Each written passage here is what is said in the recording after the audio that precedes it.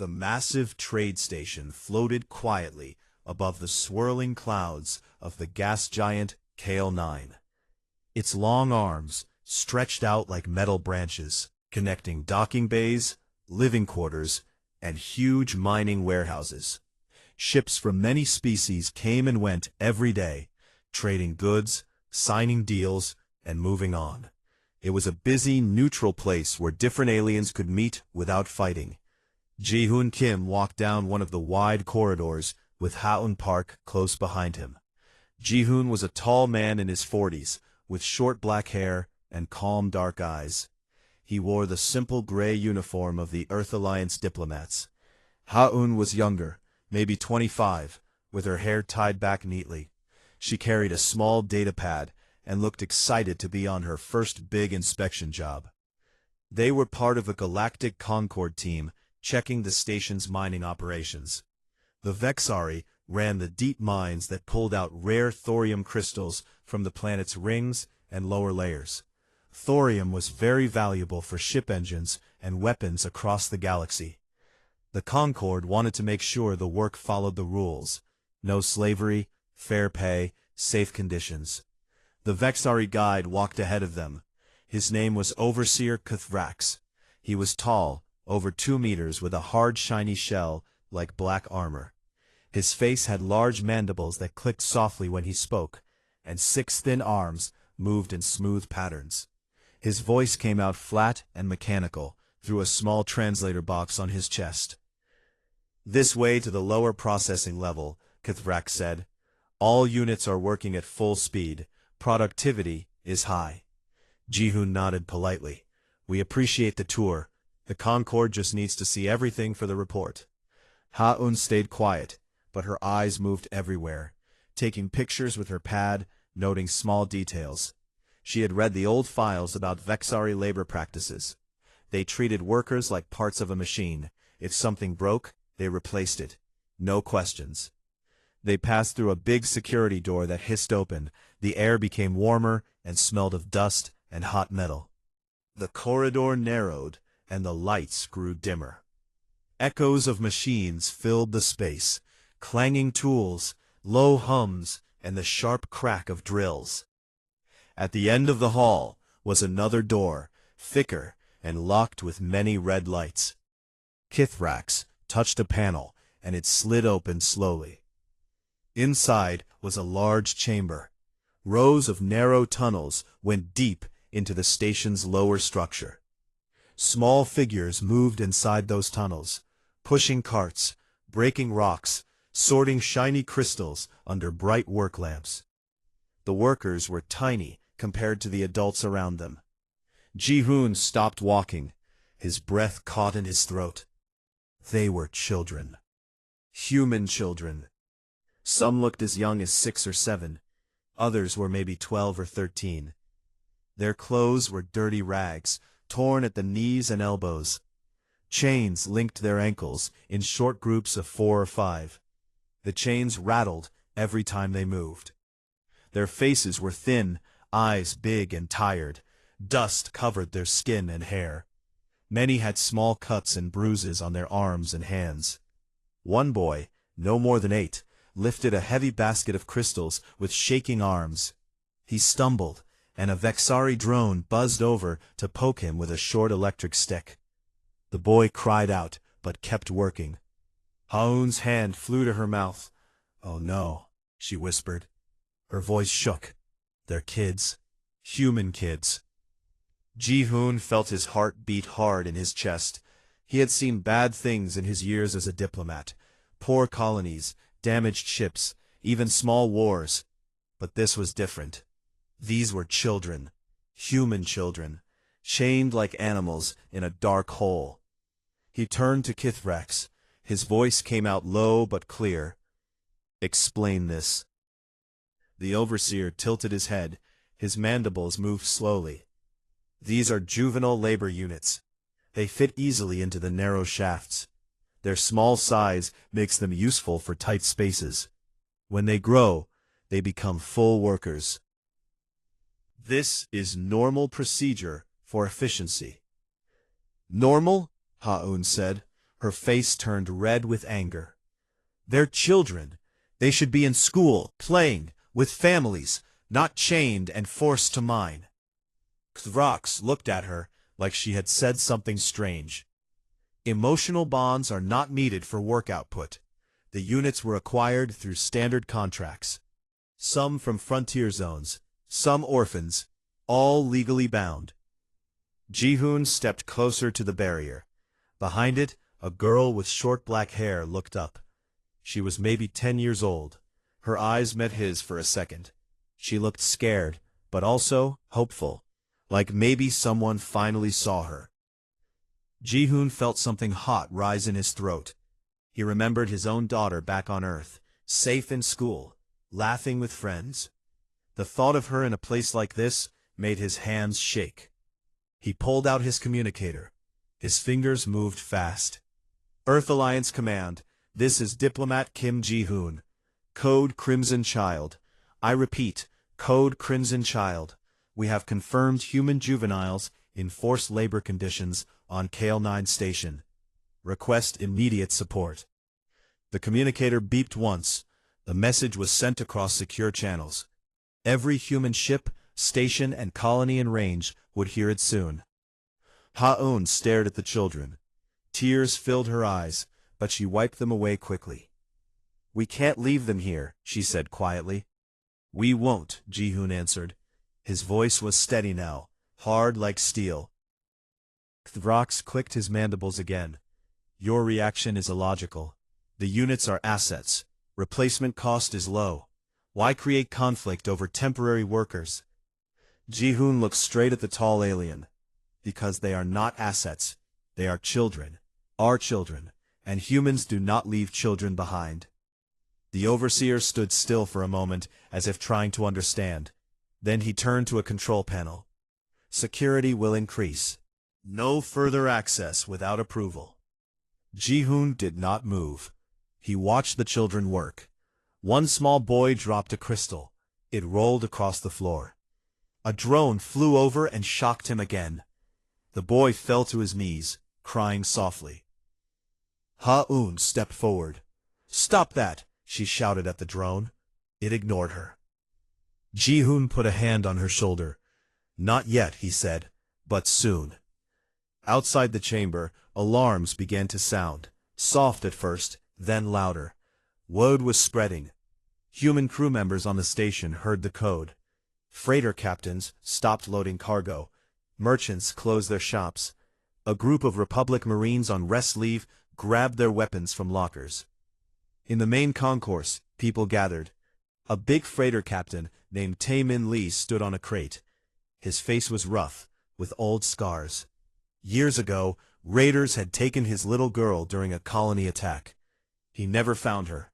When the message reached his ship, he felt something break inside him. He spoke into his comm. All humans on station, this is Captain Lee. They have our kids down there, chained, working like slaves. If you're human, get to the central hall, now. Voices answered back. On my way. Bringing tools. Locking down my ship.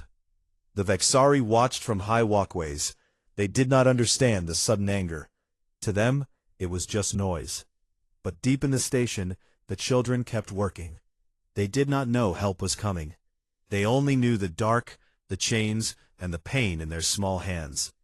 Ji-hoon stayed by the barrier. He looked at each child's face, trying to remember them.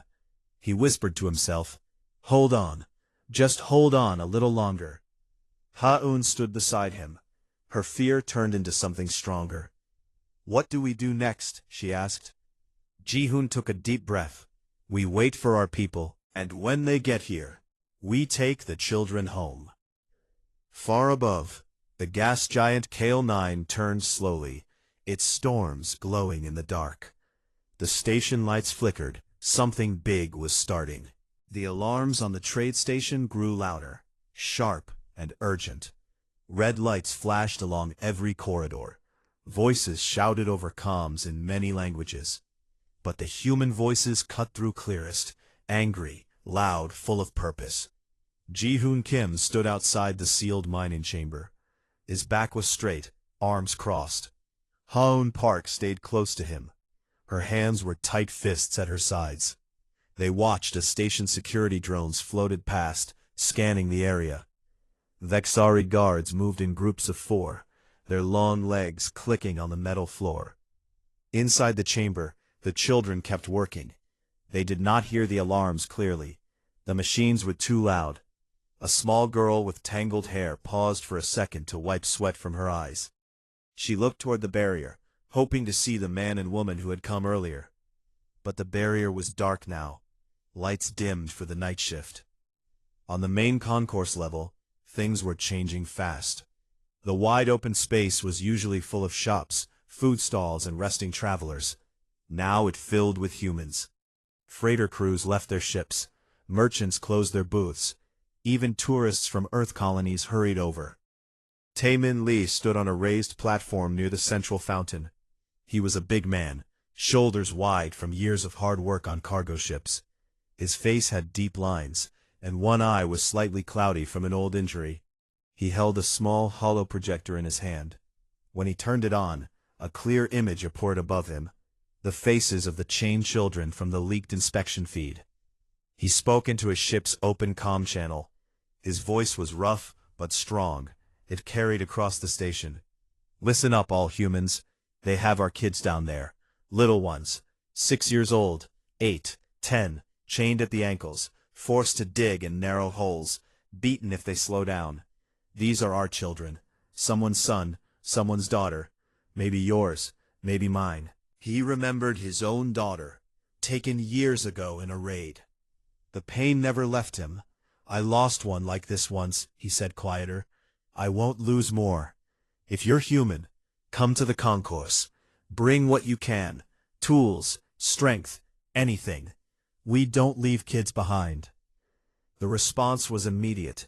Shouts of agreement came from every direction. "I'm coming. Locking my ship. Got medkits." Footsteps echoed as people ran. A group of Republic Marines pushed through the crowd. They were on shore leave, dressed in casual clothes, but their eyes were sharp. One of them, a tall woman named Min So-yoon, carried a heavy duffel bag. Inside were compact weapons and cutting tools. She had lost 2 younger brothers to pirate slavers long ago. The code Crimson Child hit her like a punch. She walked up to Taemin. "Captain Lee, Marines are with you. How many kids?" "Over 50 from the feed," Taemin answered. "Maybe more in other sections." Minso nodded. "We can cut chains, breach doors if needed, but we wait for orders from Diplomat Kim. No stupid moves yet." More humans arrived. A young engineer named Sujin Choi carried a portable welder. A teacher from a colony transport ship brought blankets and water packs. A doctor pushed a hover stretcher. They did not plan this. They just came. One by one, then in groups, then in waves. The Vexari watched from high balconies. Overseer Kaithrax stood with 2 other senior drones. His mandibles clicked in confusion. "Why do they gather?" one asked. "Emotional reaction," Kaithrax said. "Inefficient. The juveniles are replaceable. The loss is minimal." "But they block loading bays," another said. 3 human freighters have refused to move. They sit across Vexari cargo lanes. Kaithrax tilted his head. "Increase guards on docking arms. If they interfere with trade, remove them." Down below, Ji-hoon received updates on his comm. His face stayed calm, but his eyes burned. "Captain Lee reports 200 humans assembled," a voice said. "Marines request permission to approach the lower levels." "Not yet," Ji-hoon replied. "We need more. Ships are coming. Hold position. Show strength, but no violence first." Ha-un looked at him. "They're getting restless. I can feel it." "I know," Ji-hoon said. "But if we rush in now, the Vexari might hurt the children to stop us. We wait for the cruisers." High above the station, space shimmered.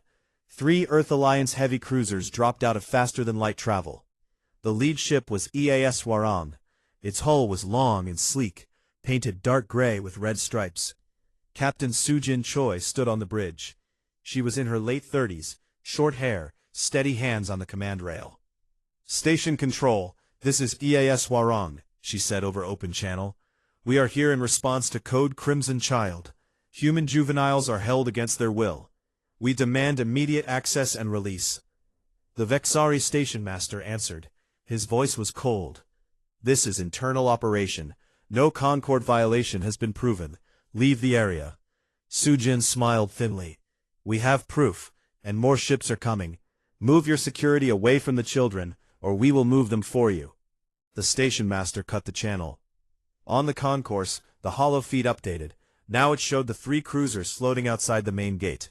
Humans cheered. Some raised fists. Others hugged. Taemin jumped down from the platform. He walked to Ji-hoon and Ha-eun, who had come up from the lower levels. Diplomat, Taemin said. Just say when. Ji-hoon looked at the crowd. Hundreds now. Faces full of anger and fear and love. He spoke quietly to Taemin. Soon. But first, we talk to the Vexari again. One last time. They moved as a group toward the central atrium. The Vexari had set up a line of guards there, tall, armored, with energy staffs. Ji-hoon stepped forward alone. The crowd stayed back. Overseer Kethrax waited on the other side. Release the children, Ji-hoon said. His voice carried clear over the noise. Kethrax's mandibles moved. The units are contractual. Release requires compensation, or legal ruling. Ji-hoon took one step closer. You think this is about contracts? About money? He pointed behind him. Look at them. Humans, parents, soldiers, workers. They came from every ship, every corner of this station, without orders, without pay, because you have their children. Kethrax looked at the crowd. For the first time something like doubt appeared in his compound eyes. Your species has no unity, he said. No hive. You should fracture under stress. Ji-hoon smiled, but there was no warmth in it. We don't need a hive. We have something better. We have hearts. And when you lock up our kids, those hearts beat as one. He turned slightly, speaking louder so everyone could hear. Overseer Kethrax says the children are just units. Replaceable, efficient. The crowd roared in anger. Tools banged on metal. Voices shouted no, and let them go. Ji-hoon faced the alien again. We are not leaving without them. You can fight us, you can call your drones, but every minute you wait, more humans arrive, more ships, more anger. And we do not stop when children are in danger. Kethrax stood silent for a long moment. Then he spoke. You threaten war over juveniles? Ji-hoon answered without hesitation. Yes, we do. The overseer turned to his guards. Double the barriers, no access. He walked away. Ji-hoon turned back to the crowd. He raised his hand for quiet. They won't listen yet, he said, but we will make them. Hold position. Protect the entrances. No one goes in alone. We wait for the right moment. Ha-eun stepped up beside him. Her voice was small but firm. The kids, they need to know we're here. Ji-hoon nodded. He activated a small speaker on his comm. It linked to the chamber's old intercom system, something the inspectors had found earlier. He spoke slowly, clearly. This is Ji-hoon Kim, from Earth. We see you. We know your names. We are coming for you. Hold on, help is here. You are not alone. Inside the dark chamber, heads lifted. Small faces turned toward the ceiling speakers. A boy whispered to the girl next to him. They said our names. They know us. Tears fell on dusty cheeks. For the first time in months, some of them smiled. Outside, the station trembled slightly. Another Earthship arrived. Then another. The blockade was forming. Taemin looked up at the stars through the big viewports. He clenched his fists. Soon, he said. Soon we'll bring them home. The uproar had begun, and it was growing louder every second. The tension on the trade station had turned into something thick and heavy, like smoke before a fire. Hours had passed since Ji-hoon's last words to Overseer Kethrax. The concourse was packed now. Over 500 humans stood shoulder to shoulder. Some sat on the floor. Others leaned against walls. No one left. Food and water came from ship stores. Blankets were shared. Quiet conversations mixed with the low hum of waiting. Tae-min Lee walked among them, checking on people. He stopped beside a young mother who had come from a nearby colony transport. She held a photo of her missing son on her comm screen. Tae-min put a hand on her shoulder. "We'll get him back," he said simply. She nodded, eyes wet. "I just want to hold him again." Min Se-yoon moved through the crowd like a shadow. She wore dark tactical clothes now, her duffel bag slung over one shoulder. Inside were breaching charges, plasma cutters, and compact rifles. Her team of 8 Marines followed her quietly. They did not speak much. They checked gear, tested comms, and watched the lower access tunnels. Up on the bridge of EAS Warong, Captain Sujin Choi stared at the tactical display. The station looked like a metal flower with docking pedals. 3 Earth cruisers held position, one at the main gate, one covering the emergency vents, one ready to move fast if needed. Behind them, 6 more Alliance ships had arrived in the last hour.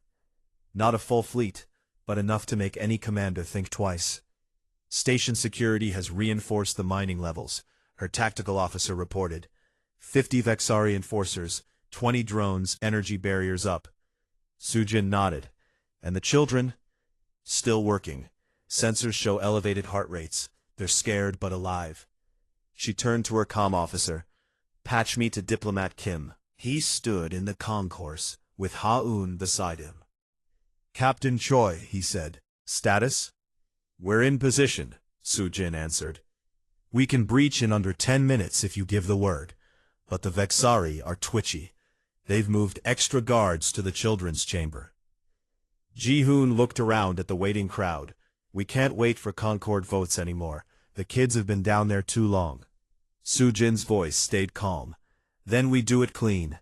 Marines lead. Civilians stay back to receive the children. Medical teams ready. No unnecessary kills." "Agreed," Ji-hoon said. He took a deep breath. "Go." The words spread like wind through dry grass. Tae-min raised his fist. The crowd answered with a low cheer. Not loud, but deep. Min-so and her team moved first. They slipped into a side maintenance corridor that Ha-eun had mapped during the inspection. The Marines moved fast and silent. Inside the lower levels, the Vexari had turned the area into a fortress. Energy barriers glowed blue across every hallway. Drones hovered like angry insects. Enforcers stood in tight lines, staffs charged. Min-so stopped at the first barrier. She pulled a small device from her bag, a pulse disruptor. She pressed it against the energy field. A soft pop sounded. Sparks flew. The barrier flickered and died. The nearest drone spun toward them. Min-so raised her rifle. One shot, clean, quiet. The drone dropped in pieces. "Move," she whispered. They advanced tunnel by tunnel, cutting chains on locked doors, disabling cameras, taking down guards one by one. The Vexari fought back hard. Energy blasts lit the dark corridors. Another dragged him back, while firing. Min-seo kicked open the final door to the main mining chamber. The children froze. Small faces turned, eyes wide. Tools dropped from tiny hands. Chains rattled as they tried to stand. Min-seo lowered her weapon. "We're here," she said softly. "Earth, we're taking you home." A boy near the front, maybe 9 years old, stared at her. His name tag, torn and dirty, read Kim Min-jae. He took one shaky step forward. "Are you real?" he asked in a small voice. Min-seo knelt. She pulled a small light from her pocket and shone it gently on her face so he could see her smile. "Very real," she said. "My name is Min-seo. I'm going to cut those chains now. Okay?" The boy nodded fast. Tears started down his cheeks. Min-seo's team spread out. Plasma cutters hissed as they sliced through metal links. Chains fell away in pieces. Small hands rubbed sore ankles. Some children cried. Some just stood still, too shocked to move. Others ran to the soldiers and hugged their legs. One little girl, about 7, clung to Min-seo's arm. "I want my mom," she whispered. Min-seo lifted her carefully. "We'll find her. I promise." Outside the chamber, alarms screamed. Vexari reinforcements poured in. Energy fire lit the tunnels red and blue. Minseo's team formed a protective circle around the children. They moved backwards step by step, firing only when needed. "Extraction team to Diplomat Kim," Minseo said into her comm. "We have 42 out. More coming. Heavy resistance." Ji-hoon heard her voice over the station speakers. He turned to the crowd in the concourse.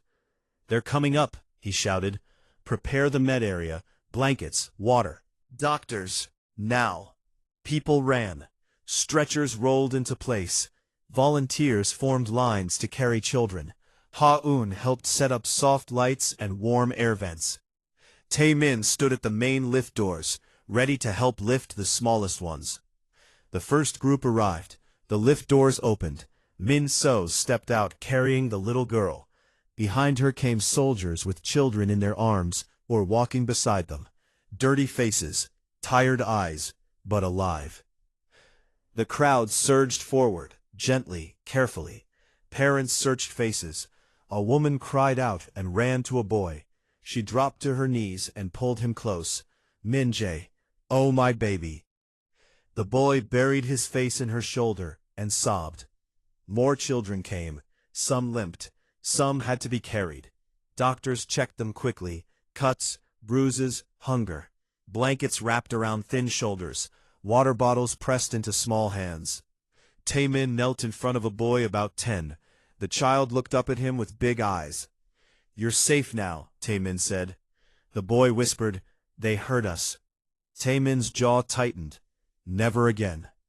He lifted the boy gently and carried him to a waiting medic. Overseer Kethvrax watched from a high security room. Screens showed the rescue. Children leaving, guards falling back, humans moving like a single wave. His mandibles clicked fast. "This is impossible," he said to his aides. "They risk everything for juveniles. Why?" One aide answered quietly, "Perhaps their young are not replaceable to them." Kethvrax stared at the screens. For the first time he felt something close to fear. On the bridge of Hwarong, Soo-jin Choi received the update. 42 secured, 10 more groups coming.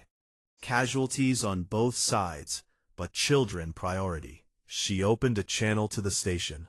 "This is Captain Choi. All human children will be removed. Any attempt to stop us will be met with force. Stand down." The Vexari station master replied. His voice shook slightly. "You violate treaty space." Soo-jin's answer was cold. "You violated something worse." She cut the channel. Inside the last chamber, the final children were freed. A teenage girl, maybe 14, helped the youngest ones walk. She had kept them calm during the long months. Now she looked at Minso. "Thank you," she said simply. Minso nodded. "Let's go home." They moved up together. The tunnels were quieter now. Vexari guards had pulled back. The fight was over, for the moment. When the last child stepped into the concourse, the humans let out a sound that was half cheer, half sob. Ji-hoon walked forward. He looked at each face. He counted them silently. 57. All of them. He turned to Ha-eun. Her cheeks were wet. "They're out," she whispered. Ji-hoon put a hand on her shoulder. "Yes, and now the galaxy will know what happens when you take human children." Outside the station, the cruisers held position. More Alliance ships arrived every minute. The message was clear. The children were safe. The grand chamber of the Galactic Concorde was a huge round room floating in the center of a massive orbital hub far from Kale 9. Its walls were clear crystal, showing stars outside. Seats rose in circles like stadium steps. Representatives from over 100 species sat there, tall, short, scaled, feathered, glowing, or mechanical. Holoscreens floated above each seat, showing live feeds from the trade station. The emergency session had been called only hours after the children were freed. The air felt thick with tension. Voices murmured in dozens of languages. Translators buzzed softly. Ji-hoon Kim stood at the center podium. He wore his gray diplomat uniform, now wrinkled from the long day. Ha-Un Park stood beside him, holding a datapad with evidence files ready. Behind them, on a raised platform, sat 57 small figures, wrapped in clean blankets. Some children slept against each other. Others stared wide-eyed at the strange aliens around them. Medical teams from Earth stayed close, watching over them like quiet guardians. Overseer Kithrax and the Vexari delegation sat opposite. Their tall, armored bodies looked stiff. Mandibles clicked nervously. They had no children with them, only cold datapads and legal documents. The Concord chair, an old, slow-moving being from the Larathi species, raised one long arm for silence. His voice came out deep and calm through every translator. This session is called to address the incident on Kale 9 Station. Allegations of forced juvenile labor. Violations of sapient rights codes. Earth Alliance demands immediate judgment. Vexari response is required. Jihoon stepped forward. He looked straight at the chamber. His voice was clear and steady, using simple words so every translator could carry them perfectly. "We have proof," he began. He touched his pad. Hollow images appeared above the center, big enough for everyone to see. First came medical scans, thin bodies, broken bones that had healed wrong, malnutrition marks on skin and teeth, bruises shaped like electric prods. Next, video clips. Small hands pushing heavy carts, chains rattling. A boy crying after a drone shock. A girl whispering her name over and over. Lee Sua, Lee Sua. Then audio recordings. Children reciting names in quiet voices. Korean first, then English, then broken Vexari words they had been forced to learn. The chamber grew very quiet. Even species that usually showed no emotion shifted in their seats. Jihoon continued. "These are not workers. These are children, ages 6 to 14, taken from human colonies, some orphans, some stolen during raids the Concord ignored. They were put in chains, made to mine thorium for Vexari profit, beaten when tired, starved when slow." He paused. His eyes moved to the Vexari side. Overseer Kthrax called them juvenile units. Efficient, replaceable, normal procedure. A low sound rose from the human children behind him. Some started to cry softly. Others held each other tighter. Jihoon turned back to the chamber. "We ask one question." He looked directly at Kthrax. His voice rose just enough to carry to every corner. "You imprisoned human children? Are you insane?" The words hit like a shockwave. Gasps came from many seats. The Larathi chair leaned forward. A few insectoid species clicked in surprise. Even the cold, logical machine delegates flickered their lights. Thrax stood slowly. His mandibles moved fast. "The action was legal under Vexari labor codes," he said. "Juveniles perform well in confined spaces. Growth to maturity is expected. Emotional response from humans is excessive. The collective survives through efficiency. Individual attachments weaken output."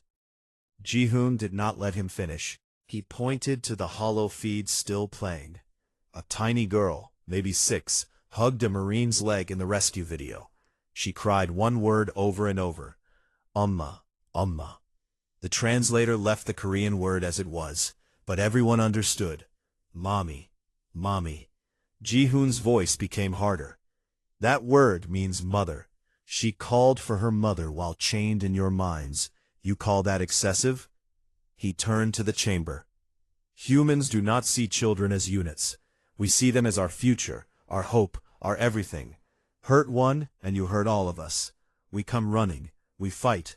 We do not stop." The hollow changed again. It showed the concourse on Kale 9. Hundreds of humans, freighters, soldiers, teachers, parents, standing together, waiting, ready to die if needed. "These people did not wait for orders," Jihoon said. "They came because children were in danger. No hive mind, no collective command, just instinct. Protect the young." A representative from the peaceful Vara species, a soft-furred being, spoke up quietly.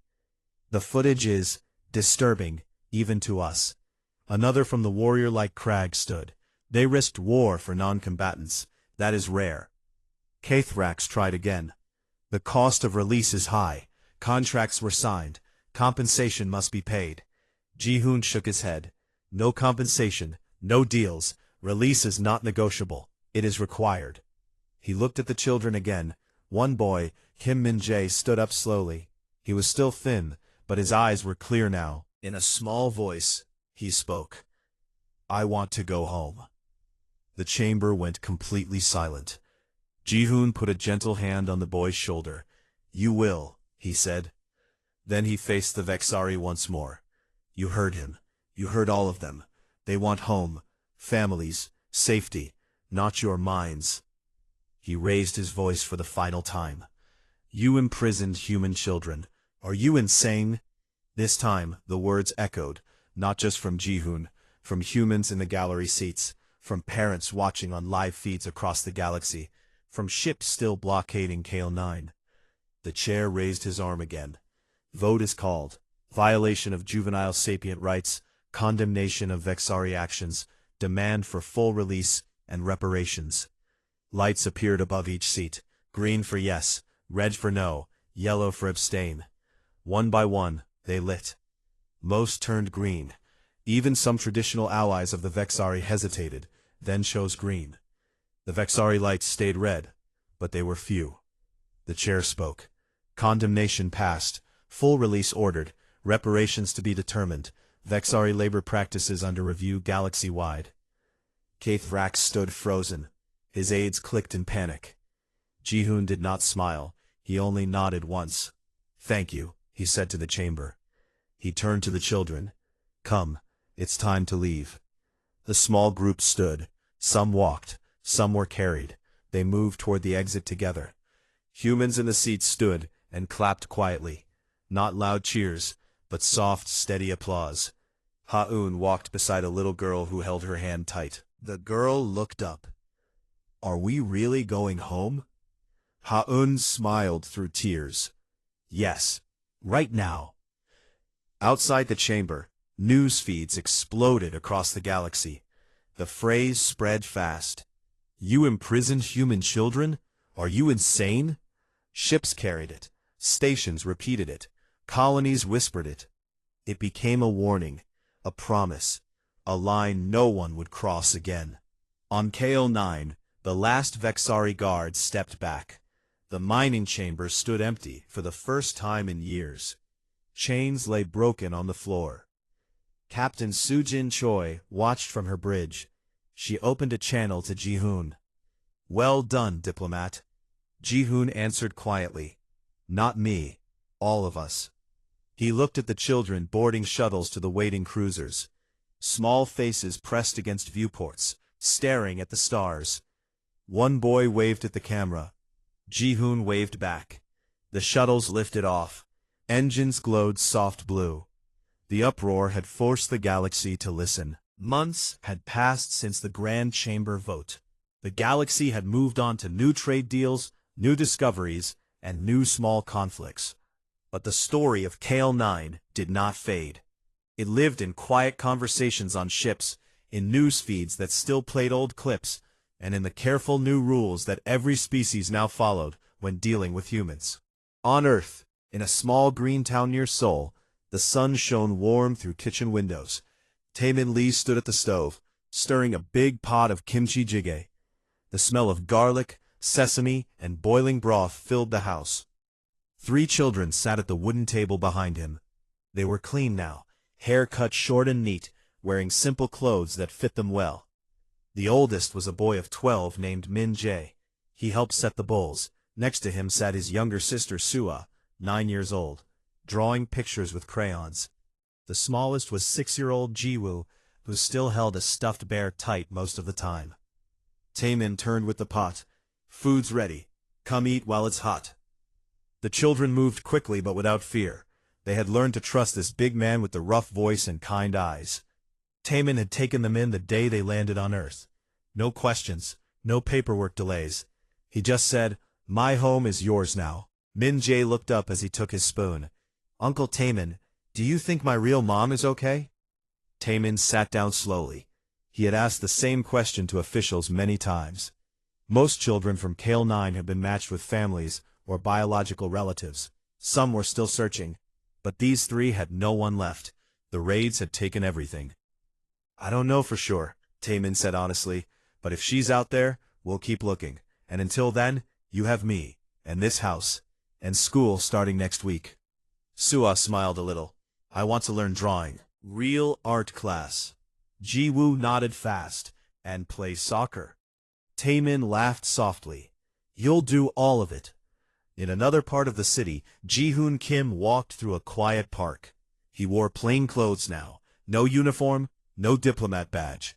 His daughter, now 15, walked beside him. She had grown taller since he last saw her before the mission. You're famous now, Appa, she said with a grin. Ji-hoon shook his head.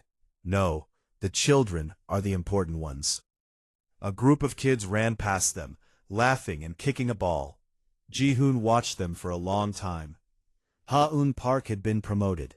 She now worked in the Earth Alliance Child Protection Office. Her desk was full of files, new rules, new monitoring systems, new warnings sent to every species. She had framed one small photo on her wall. The little girl who had held her hand in the grand chamber. The girl was smiling now, standing in a schoolyard with friends. Ha-eun touched the photo sometimes when the work felt heavy. It reminded her why she stayed. Min So-yoon had left the Marines. She now trained security teams for frontier colonies, teaching them how to spot raiders early, how to protect the young first. She never spoke much about Kale 9, but when new recruits asked why she pushed so hard, she only said, because someone has to. Captain Sujin Choi still commanded the EAS Hwarang. The ship now carried a new insignia on its hull, a small child's handprint circled by sharp thorns. It was painted in red and black. Crew members touched it for luck before missions. No one joked about it. One quiet evening, Sujin stood on the bridge looking at the stars. Her first officer came up beside her. Sir, new report from the Outer Rim. The Xari ships turned away a labor contract because it included juveniles. They cited the Kale 9 protocol. Sujin nodded slowly. Good. She did not smile, but her shoulders relaxed, just a little. Back on Earth, in the same small town, night had fallen. Taemin sat on the porch steps with the three children. Stars filled the sky above them. Minjae pointed up. Is that where we were, up there? Taemin nodded. Yes, but you're here now, safe. Ji-woo leaned against him. Will bad things come again? Taemin put an arm around the small shoulders. If they do, we'll be ready. All of us, together. Sua looked at the stars too. I don't want to be scared anymore. You won't be, Taemin said. Not if we remember. Inside the house, a hollow screen played softly. An old news clip showed the Kale 9 rescue. Children walking free. Humans standing together. The voiceover said the same words again. You imprisoned human children? Are you insane? The children did not watch. They had seen enough. Instead, they listened to crickets and wind in the trees. Far away, in the cold space between stars, a Vexari scout ship drifted near a neutral zone. The new overseer, a younger one named Vrakith, sat in the command chair. He reviewed old files from Kale 9. His mandibles moved slowly. Why did they fight so hard? He asked his second. The second clicked softly. Humans guard their young like treasures, threaten them, and the whole species becomes one weapon. Vrakith stared at the screen. A frozen image showed Ji-hoon's face in the grand chamber. Calm, but burning. We will not test that again, Vrakith said. The scout ship turned and left the area quietly. On a rebuilt frontier colony, Ha-eun Park visited a playground. It was bright and new. Swings, slides, soft grass. Children ran everywhere. Some were from Kale 9, others were born here. They laughed the same way. Ha-eun sat on a bench. A small girl ran up to her, the same one from the photo on her desk. "Miss Ha-un, look, I can climb to the top now." Ha-un smiled wide. "Show me." The girl ran off, climbed fast, waved from the top. Ha-un clapped. The playground slowly emptied. Parents called their children home. Ha-un stood to leave. Above her, a human warship passed in low orbit. Its hull caught the last light. The handprint and thorns stood out clear against the dark metal. Ha-un watched it glide past. She whispered to herself, "They finished it." She turned and walked home through the quiet streets. Somewhere, a child laughed. Another answered. The sound carried on the evening wind. The uproar had started with horror. It ended with peace. But the galaxy never forgot. Humans seemed ordinary most days. Quiet traders, careful diplomats, tired workers. They followed rules. They talked instead of fought. Until someone touched their children. Then the stars learned. Humanity did not roar for power. They roared for love. And that sound echoed longer than any weapon.